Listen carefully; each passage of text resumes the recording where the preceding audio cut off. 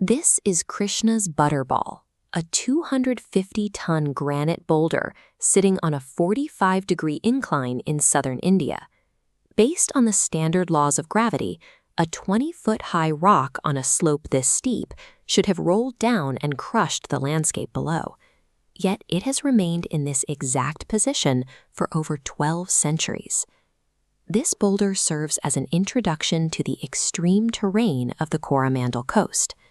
When the Pallava dynasty began building here in the 7th century, they were working with a landscape dominated by unmovable, solid granite. Their solution was to employ subtractive architecture.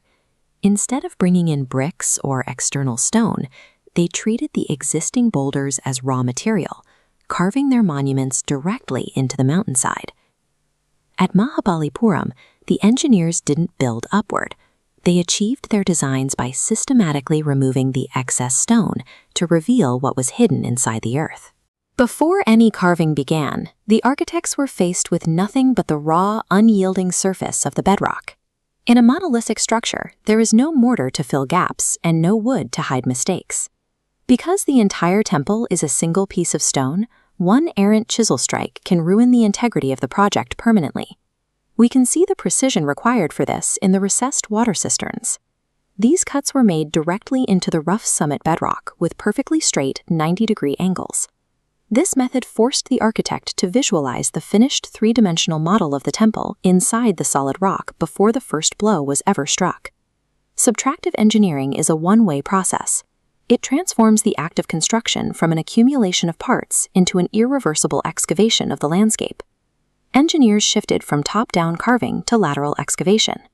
At the Trimurti Cave Temple, 3 distinct chambers were hollowed out of a sheer cliff face.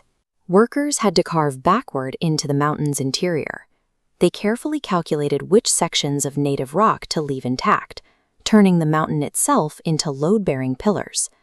This work took place in a suffocating, unlit environment. The further they tunneled, the less natural light they had to guide their tools. This is the result of blind excavation. Vishnu reclining on a coiled serpent carved into the rear wall. Despite the conditions, the detail is high fidelity, from the 5-headed canopy to the smaller figures at the base. The engineers didn't just carve a room, they mastered the mountain's internal volume, converting dead weight into usable space. Outside, the scale shifts to massive open-air bas-reliefs. The largest is Arjuna's Penance, a monumental carving that covers 2 adjacent rock faces. At this scale, the engineers couldn't remove the natural fault lines in the granite. Instead, they incorporated these geological features into the art itself. Notice the prominent vertical fissure running straight down the center of these 2 massive rock faces. The architects used this cleft to represent the Ganges River, carving divine serpents inside the fissure to show life moving through the water. Surrounding this central feature are life-sized figures, including these giant elephants, where the tusks and skin texture are rendered with anatomical detail from the rough stone. By utilizing the mountain's natural fissures, the engineers made the landscape's imperfections a central part of the story. The city of Mahabalipuram was created by systematically carving a mountain range into a series of monuments and shrines. The techniques developed here provided a blueprint for moving away from simple cave dwellings and toward the massive, freestanding structural temples that would eventually define the Indian landscape. Within the shrines, we see the final contrast. Here, the raw physics of the mountainside is replaced by mathematical symmetry, seen in the smooth, cylindrical Shiva lingam and the delicate guardian figures surrounding it.